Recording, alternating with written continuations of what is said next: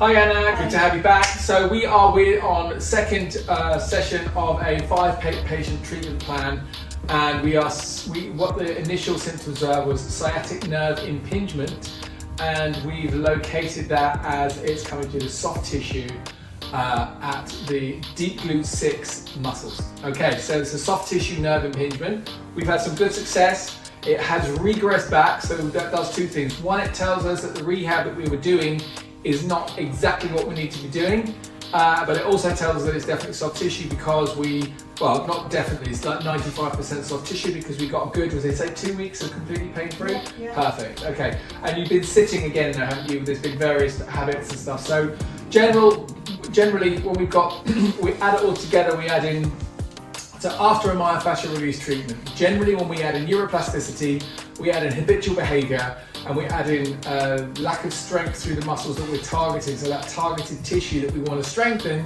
in order to mitigate against it tightening back up again and squeezing that nerve. Those combinations of things mean it's not just it's never been a one and done treatment. It's always a treatment plan, hence the word plan. So where we are now, I've looked at the notes and also that we took initially. I've also had a discussion with Anna in the interim period, as I always follow up with patients. And at the moment, we're in a really good place. I think we're literally 1 or 2 more sessions away with Anna's ability to apply herself to the exercise rehab, the targeted exercise rehab, to getting her into a really good state going forward to do whatever she wants to do. And also what we have done, which is super important, is provide an education on what went wrong, how to get better, and how to stay better. Because there really is no point in having a patient coming back and forwards, seesawing backwards and forwards. It works much better, anybody therapist out there, it works much better to get the job done, show them how the body works as much as they want to know, and then from there we progress to them wanting to come back, wanting to tell their friends, wanting to come back and see you when anything else goes wrong because they had such a great experience. It's not oh my God, I'm never going to get rid of this stuff. It's always, let's look at the positive side and let's get it done. Okay, so what I want to do is I want to do a couple of little tests today. So last time we put out the fires, yeah? We went straight in, we released the lower back, we released the hamstrings, and we went right into the deep glute 6 muscles. We also released diaphragm, rectus abdominis, and psoas, in order to take the tension off of the back. But what I want to look at today is I want to have a look at how tight these posterior chain muscles are going into the back, because I think that is part of the issue. So when you're ready, if you can stand up, face that mirror for me, that would be great. Okay, good stuff. So we're going to just test hamstring tension to start with. So just going to put your hands on your thighs, nice and relaxed. Very slight bend of the knees, nice and soft. And we're going to roll down into that position, down towards the floor, and see how we get. We're getting tight there? Yeah. Okay, so we've got quite a big bend in the knee there, so that's okay, up you come.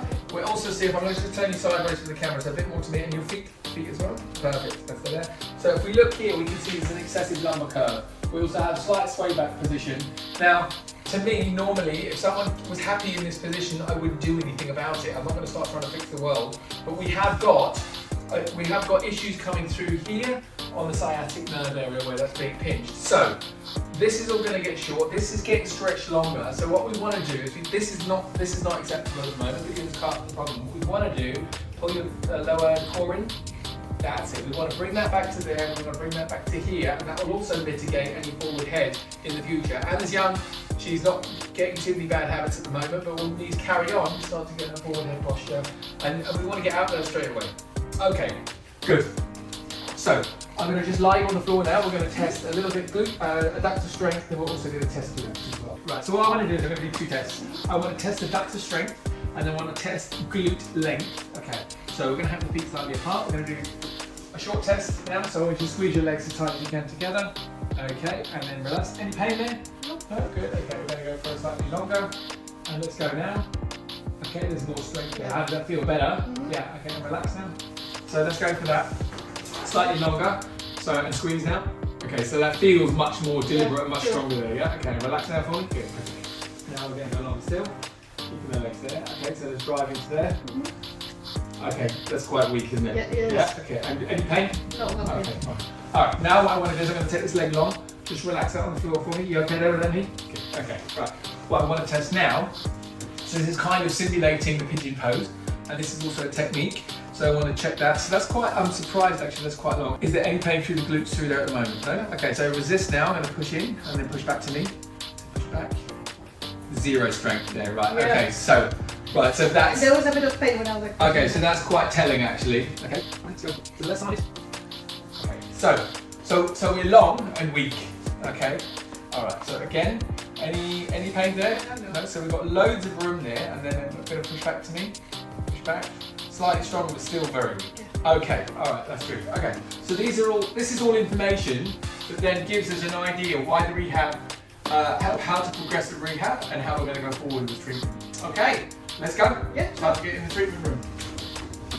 Okay, so the first part of this is that we want to open up. We want to lengthen this whole position here. Okay, from there to there, and then from there to there, and then we want to take the tension off of the pelvis because we have that anterior tilt. Okay, so to do that, we want to open up the diaphragm. Now the diaphragm is a cylindrical muscle that goes all the way around here on the inside, and it basically is part of the autonomic nervous system. It just works in the background without our conscious mind asking it to do anything, and it keeps us alive. No small feat, right? So what we're going to do is we have a profound effect as well, not just the structural effect when we open up the diaphragm and release that. It has a knock-on effect from a relaxation neurological perspective, but also allowing the ribcage to open up, so we get more oxygen into the lungs, we get more room for all the internal organs that are all put in here. So there's really no reason why we shouldn't, unless there's a contraindicator, unless the patient's got something like a broken rib. It's not a great idea to start poking around into the diaphragm. It can be helpful, but we need to know about it. Do you have any broken ribs? No. Good, okay, that's great to know. Right, so here we go, we're going to put a tiny bit of wax on. If this is shiny, then we put too much on. We just want a tiny little bit. What this allows us to do is it allows us to glide on the fascia, the subcutaneous fascia and the deep fascia that we're going into now. So this is deep myofascial release therapy of Anna's diaphragm. Here we go. Okay, so I'm going to drop in here. Feels nice and healthy. And what we get is when we have an injury or an issue with the diaphragm, we can get trigger, excuse me, we can get trigger points in the diaphragm, which literally will fold one rib over on the other. And I've had patients that have had that I've had that for 20, 30 years. You go in, you trigger point that part of the diaphragm, and literally the ribs unfold straight away. It's like, well, how did you do that? You know, well, it's not my fault you've been walking around for 30 years with your ribs one on top of the other. Anyway, here we go. So we've got a little bit of glide, we're just opening up.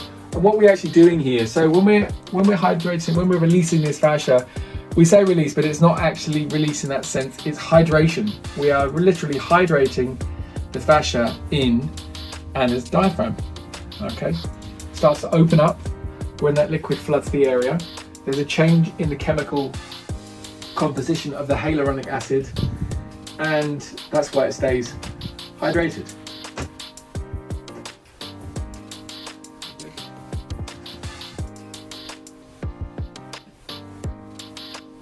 Just dropped into Anna's second side, the other side, left-hand side of her diaphragm. And what is fascia? So it's a continuous system matrix that innervates and surrounds all of the 3 trillion cells in our body, approximately 3 trillion. And it's got multiple functions, probably some we don't even know about yet. But it's it's described as the body's glue. It's also a communication system. It's electrically charged, so the communications run at the speed of electricity, almost the speed of light, so it's far superior to our central nervous system. There are some fascial tests which I'll show you later. You can test the difference between the central nervous system and the reaction of fascia, which is just incredible to see. It's like, hang on, we've got another system here working. And yeah, I mean, without it we die instantly. When you get a force into your body, anywhere in the body, the fascia basically mimics that force and pushes against it. It's actually a chaos matrix. It can go in any direction. So it's kind of almost like something out of this world, but it's inside your body. You should look it up. We should all know more about it.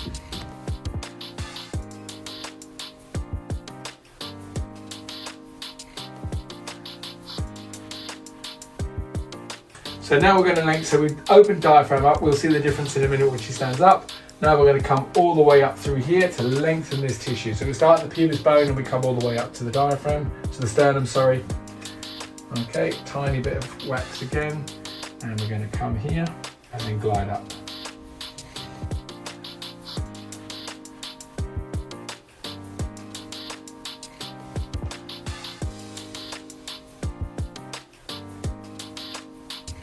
Okay, and then just lift that knee for me, perfect, and hold there, thank you very much.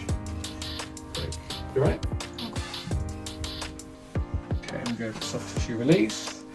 So we're in there now, and then we're going to go for soft tissue release, all the way down, relax, relax, relax the knee, relax, relax. That's it, perfect. Oh. Very nice, so we're going to change hands, and now I'm going sinking down into that psoas position. There's fine. All right. So what I'm going to do is I'm going to have my leg over here. Okay. All right. Okay. You're right. You comfortable? Okay. So what I want to do is you're going to push backwards. This is called a muscle energy technique. And let's go. Push. 10, 9, 8, 7, 6. Keep it there for 3. Deep breath in. All the way out. Switch off. Relax everything. Perfect. There we go. Okay. So what we have here. This is a little neurological bypass of 2 organs called the muscle spindle and the Golgi tendon. Let's go again for phase 2. Pushing back for 10, 9, as hard as you can, 7, 6, 5, 4. Deep breath in. All the way out, switch off. Relax everything. Okay. So what happens is when we do, it's called post-isometric relaxation, this one is called PIR. Okay. So what happens is when we have an isometric contraction, those muscles are static. There's no movement. And then when we release, those 2 organs that I just talked about, one measures the tension, one measures the length, they're momentarily asleep, they're snoozing. When they do that, we gently move into an extended position. It's not an opportunity to go, right, let's get another 3 inches. Okay, last one, let's go. And I normally do a 3 phase. 10, 9, 8, 7, 6, 5, 4, deep breath in. All the way out, switch off. Okay, and what does that allow us to do? So if I tried to get Anna in this position to start with, it would probably cause a minor muscle tear or strain at least. All right. What we've done is we've been able to do it periodically over a 3-phase MET, muscle energy technique.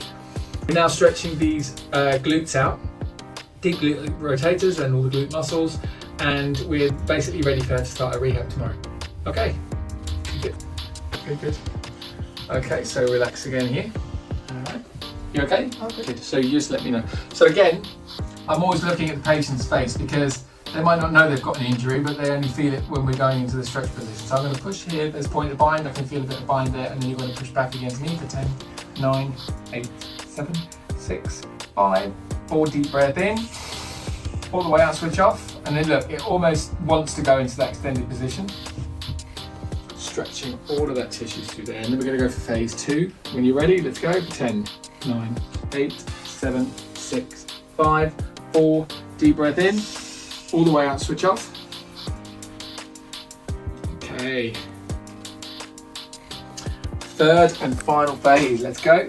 10, 9, 8, 7, 6, 5, 4, deep breath in, all the way out, switch off. Very good, look at that. Let me get your knee to your shoulder. Okay, so we know that we can get these muscles long. What we need to do is we now need to make them strong. All right, we're going to hold there for a bit longer. So depending on the patient, depending on how acute this issue is, Anna's released that quite easily here. She doesn't have huge trigger points or anything in there. So I'm not in between the METs, we can hold and get the patient breathing for 30 seconds to allow the brain to accept the new position. We're not doing that today for a few different reasons, but it's not necessary for what we're trying to achieve. We've got Anna into an extended position and we're ready to start rehab after she had a good night's sleep. All right. Okay, Anna, how are you feeling after that? Yeah, I was relaxed. It's amazing after the treatment. Okay, It's like you were newborn. Right, okay. So some people feel a bit exhausted because it is quite exhausting, because what it does is it changes, it moves things around the body, the brain to the proprioceptors. It moves them around and the brain has to try and understand, and it struggles to do that. So when the patient gets a night's sleep, what happens is the brain recalibrates where we moved all the fascia, because fascia has got, I'll start it the other way around. when we hydrate the fascia and we move the fascia around in the body, what happens is, because the fascia has got 7 times more proprioceptors than any other tissue. Now, proprioceptor is something that sends a signal to the brain, so I know where my hand is roughly right now because the proprioceptor's in it, even though I'm not looking in that direction. So our body's full of these proprioceptors, but fascia's got the most proprioceptors in it than any other tissue. So when we're moving it around, the brain's going, hang on, what's going on here? So it's kind of a bit exhausting for the brain, and it's also exhausting on a physical level for the patient because we're taking kind of releasing a lot of energy. Anyway, so you're nice and young. Some older people go, I only have a treatment at night so then I can go home and go to sleep. Yeah, exactly. Right, so what we've done today is we've worked through, we've changed our posture. We are now ready to start our exercise program tomorrow. We're going to do it with me, and then I'm going to leave you with the exercises to go afterwards in the videos. And so on the next video, you're going to see the treatment outcome, and on the next video after that, we're going to see the rehab protocols and a full-on rehab PT training corrective exercise session with all the screaming and all the fun and all the music in the background. Okay, so look, thanks for watching. Watch out for the free. We've got some great stuff to give away. We've got the Nutrition and Food Bible. We've got some great workouts as well, like your morning to happiness, how to start your day, and we've got a couple of other things in the pipeline that are coming through. So stay tuned. There's some good freebies for your health to make you better, healthier, and happier. Because that's exactly what we all want. High five! Yeah! Okay.